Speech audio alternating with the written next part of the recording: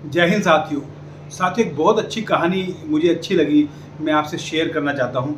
एक समय की बात है, एक गांव में एक बुजुर्ग आदमी रहता था। उसका एक बेटा था जो बड़ा ही कामचोर, निकम्मा और आलसी था।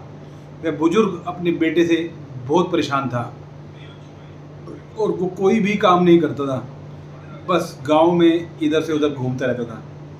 एक दिन बुजुर्ग आदमी ने अपने बेटे को सबक सिखाने के लिए उसने अपने बेटे को बुलाया और कहा कि बेटा, घर के अंदर अलमारी में एक घड़ी रखी है, उस घड़ी को निकाल कर लाओ। और लड़का अंदर जाकर उस घड़ी को निकाल कर लाया। उसके पिताजी ने कहा कि अब तुम इस घड़ी को लेकर बाजार जाओ और आज इस घड़ी के मूल्य का पता करो, चाहे जितने भी लोग आपको मिले सबसे आपको घड़ी की कीमत पूछनी है। लड़का घड़ी को लेकर बाजार में चला गया। लड़का बाजार में सभी लोगों से मिला और सभी से उसने घड़ी की कीमत पूछी। किसी ने घड़ी की कीमत 200 रुपये लगाई, किसी ने 500, किसी ने 1000। सब ने उस घड़ी की अलग अलग कीमत लगाई।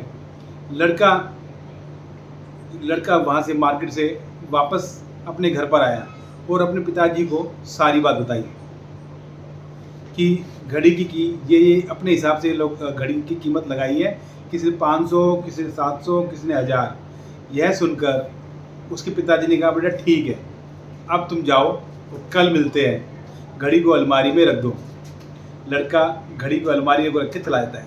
अगले दिन वह आदमी फिर से बेटे को बुलाता है और कहता है, बेटा घड़ी लेकर आओ।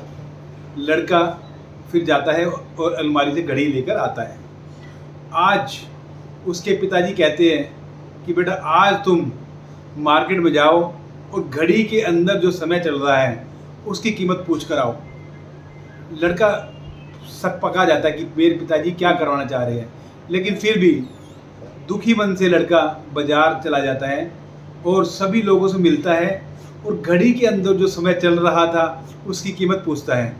कई लोग उस पर हंसते हैं कि लड़का शायद पागल है, कल घड़ी की कीमत पूछ रहा था और आज घड़ी के समय की कीमत पूछ रहा है। बहुत से लोग उसे भगा देते हैं, कुछ लोग उसे पागल कहते हैं। अब लड़का परेशान होता है, घूमते घूमते शाम को एक बुजुर्ग की दुकान पर पहुंचता है और बुजुर्ग से पूछता है, जी इस घड़ी के अंदर जो समय चल रहा है उसकी क्या कीमत है। बुजुर्ग आदमी बहुत व्यस्त होता है, लेकिन लड़के का सवाल पूछते ही वह रुक जाता है और थोड़ा समय निकाल कर लड़के से कहता है कि बेटा, जो समय है ना, जिसकी तुम कीमत पूछ रहे हो, इसकी कोई कीमत नहीं लगा सकता। आप करोड़ों रुपए भी दोगे तब भी एक सेकंड भी आप अपना समय वापस नहीं ला सकते। इसीलिए हमें टाइम के सदुपयोग करना चाहिए। वो व्यक्ति कहते हैं कि टाइम की एक अच्छी बात है और एक बुरी बात है।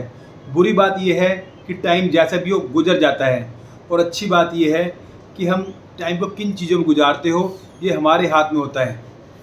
सभी के पास दिन में 24 घंटे होते हैं, अमीर के पास भी, गरीब के पास भी। बस ये हमारे हाथ में है कि हम उस टाइम को कैसे यूज कर रहे हैं, उस टाइम से क्या नया कर सकते हैं। और हमें एक एक पल का हिसाब रखना चाहिए कि हम वह पल किस किस चीज़ में उड़ा रहे हैं। वह लड़का उस व्यक्ति की बात सुनकर उसमें बहुत बदलाव आ जाता है, उसकी आंखें खुल जाती है और वह लड़का अपने पिताजी के पास घड़ी को लेकर जाता है और सारी बात बताता है। और उस दिन के बाद से उस लड़के की ज़िंदगी ही बदल जाती है। दोस्तों, सच है कि टाइम सबके लिए फ्री है, लेकिन टाइम प्राइसलेस है, टाइम बेशकीमती है। हम टाइम को नहीं खरीद सकते, लेकिन टाइम को हम इस्तेमाल कर सकते हैं। हम टाइम को रख नहीं सकते, लेकिन टाइम को हम स्पेंड कर सकते हैं।